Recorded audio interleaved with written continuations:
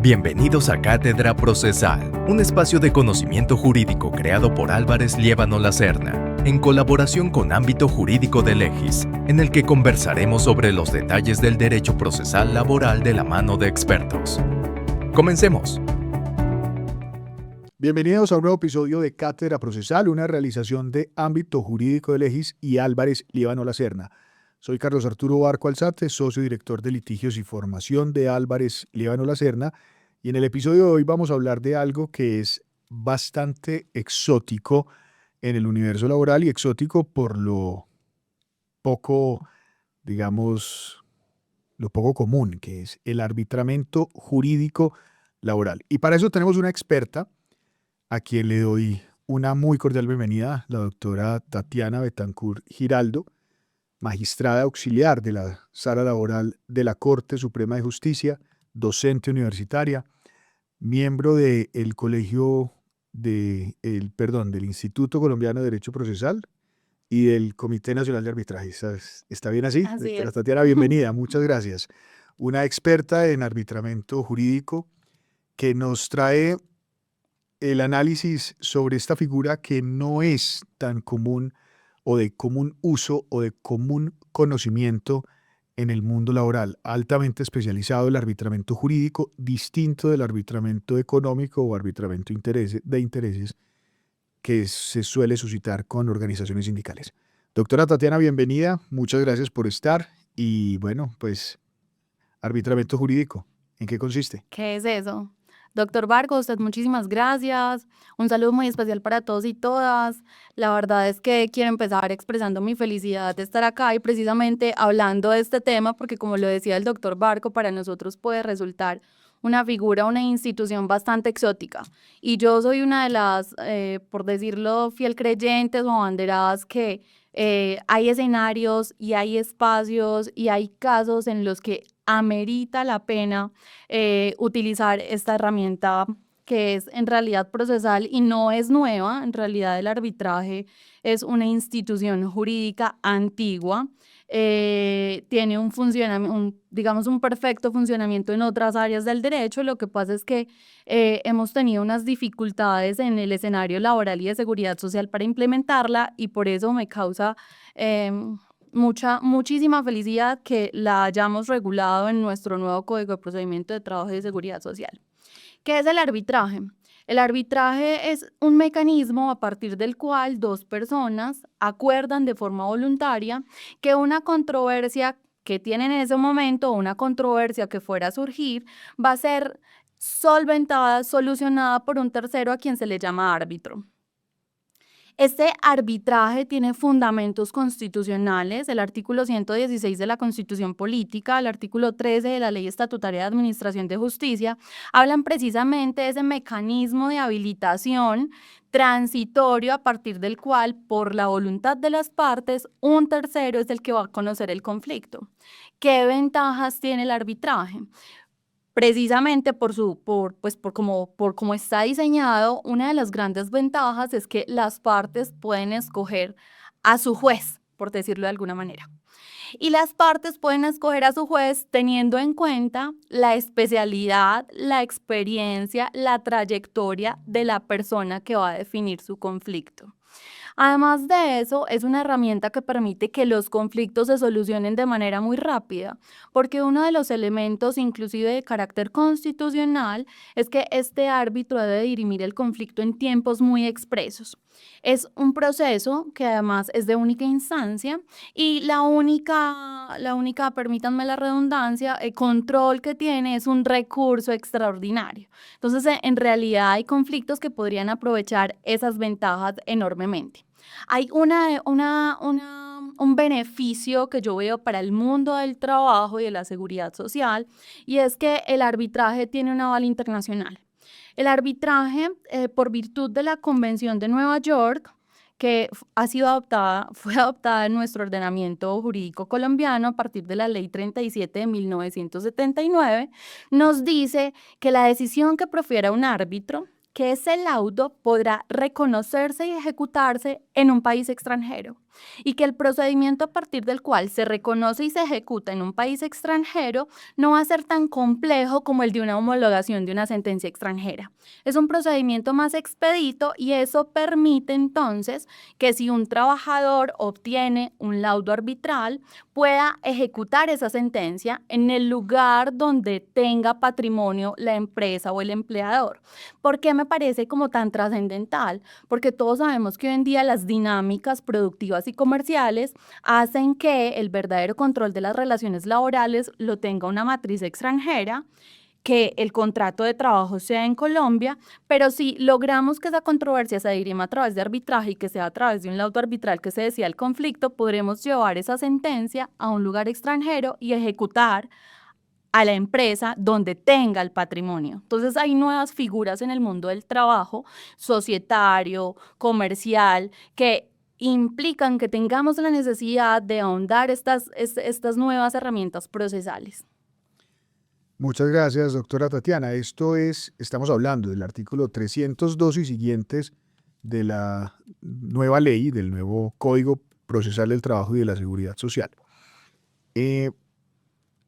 Estos artículos 302 y siguientes, más adelante seguramente hablaremos de las incidencias procesales o procedimentales de este arbitramiento laboral.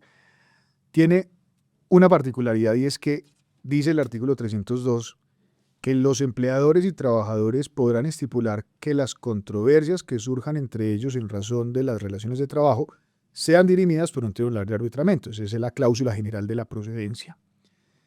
Y el siguiente artículo habla de la distinción entre la cláusula compromisoria y el compromiso. Y ahí hay una diferencia sustancial, porque dice el 303 del nuevo Código Procesal del Trabajo que la cláusula compromisoria solo tendrá validez cuando conste en un acuerdo colectivo, pero el compromiso puede darse en cualquier escenario de común acuerdo con ese trabajador con el que ya entonces existe una controversia. ¿Por qué no precisamos eso, doctora Tatiana, de cara a la procedencia del arbitramiento laboral sobre cláusula compromisoria y compromiso? Sobre todo pensándolo en la perspectiva de que esto no se vaya a convertir, como lo dijo la jurisprudencia de la Corte muchos años, en una talanquera o en un obstáculo para el acceso a la justicia de los trabajadores.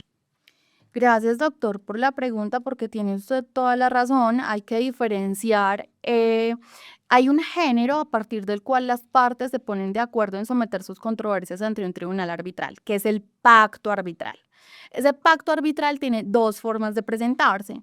Una es la cláusula compromisoria y otra es el compromiso.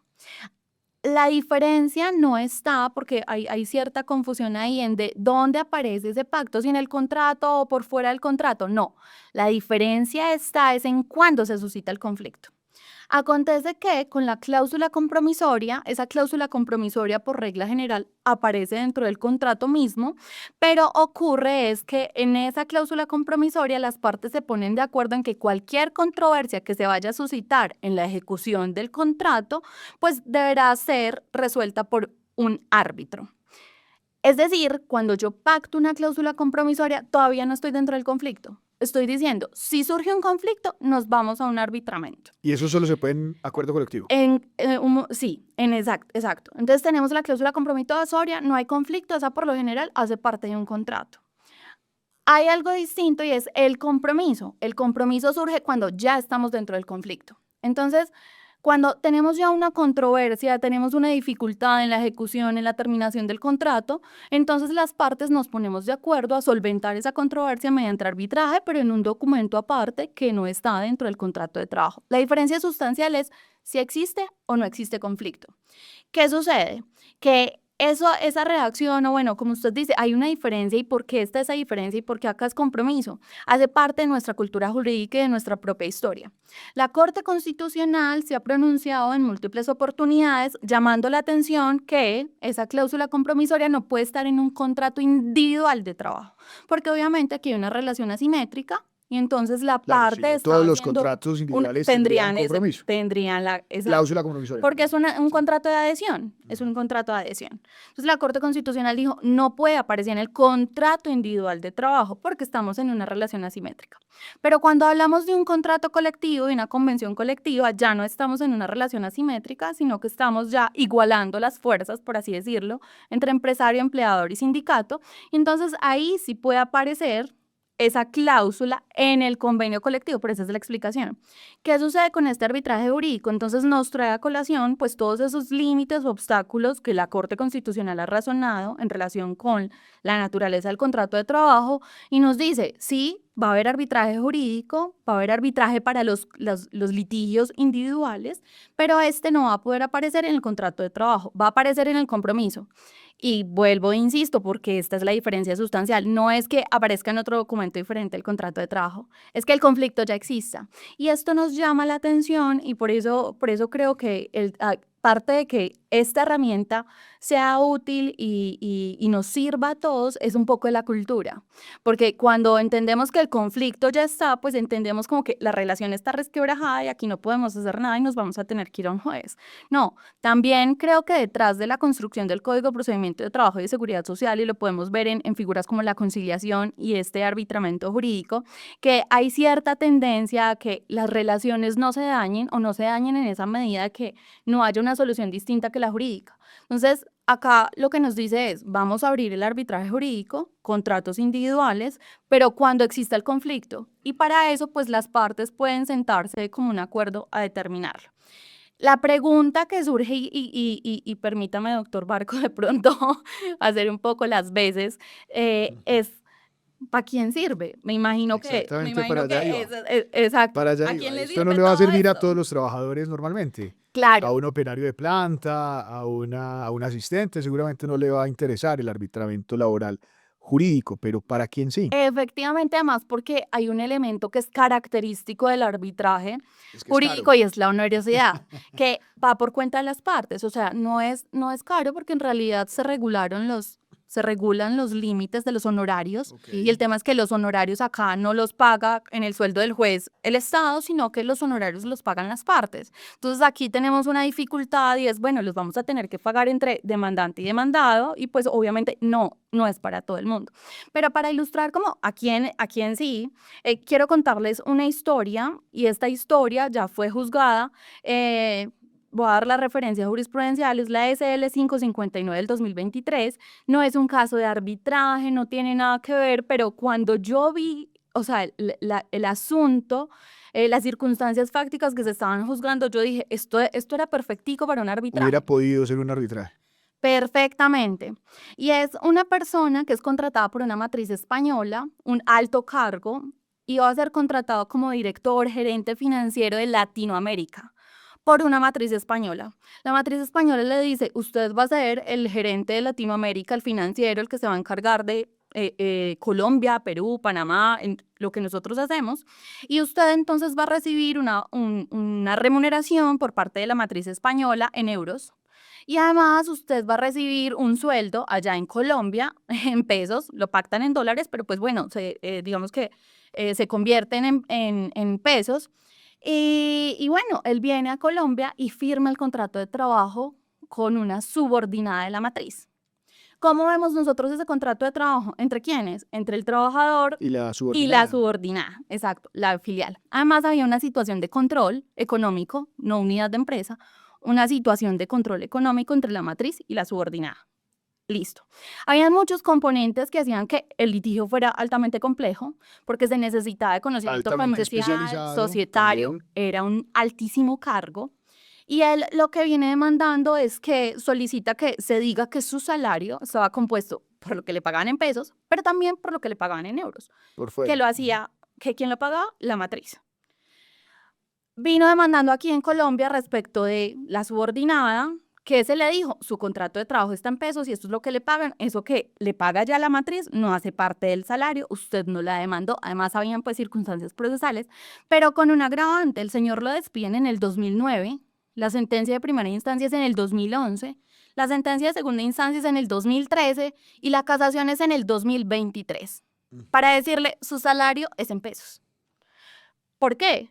El litigio era complejo, no solamente se necesitaba un abogado que pues como que entendiera las dinámicas comerciales, societarias que habían detrás, sino también pues un recurso judicial distinto y era un alto cargo. Yo estoy segura que si esta señora habría tenido la posibilidad y entre las partes hubiera la Y seguramente cultura, el empleador también, o la claro, sociedad hubiera querido. claro, o sea, la matriz española, pues. Entonces, en el arbitraje también hay figuras en las que se puede convocar a diferentes personas que no hayan suscrito, por ejemplo, el pacto, en este caso el compromiso, por los temas de control económico, que no son los mismos que los de unidad de empresa que nosotros trabajamos en el derecho sustantivo laboral. Entonces, por ejemplo, ese caso me permite resaltar, sí hay situaciones jurídicas especiales y pues hay trabajadores de todos los niveles. Yo creo que es un tema muy cultural, este señor hubiera podido tener una solución a 40 días, no a 10 años, 12 años, como Y la también la tuvo. empresa. Claro que además Sí. la empresa pudo haber salido con una condena de todo ese tiempo. Entonces, Claro. son como las situaciones que podemos empezar a examinar hoy en día de cara a estas nuevas figuras. Doctora Tatiana, es un gran placer tenerla aquí. Se nos acaba el tiempo, pero pues vamos a tener que hacer un nuevo episodio con los aspectos procedimentales de este arbitramiento. Así que desde ahora la invitamos a un nuevo episodio para que nos acompañe hablando de los temas procesales. Y hasta aquí, los que nos han escuchado, muchas gracias por estar. Esta es Cátedra Procesal, una realización de ámbito jurídico de Legis y Álvarez Líbano La Serna. Nos veremos en una nueva oportunidad. Doctora Tatiana, muchas gracias. Doctor Barco, muchísimas gracias a usted. Gracias por acompañarnos en este episodio. Los invitamos a seguir conectados a las redes sociales de Álvarez Líbano La Serna y Ámbito Jurídico para no perderse los siguientes capítulos.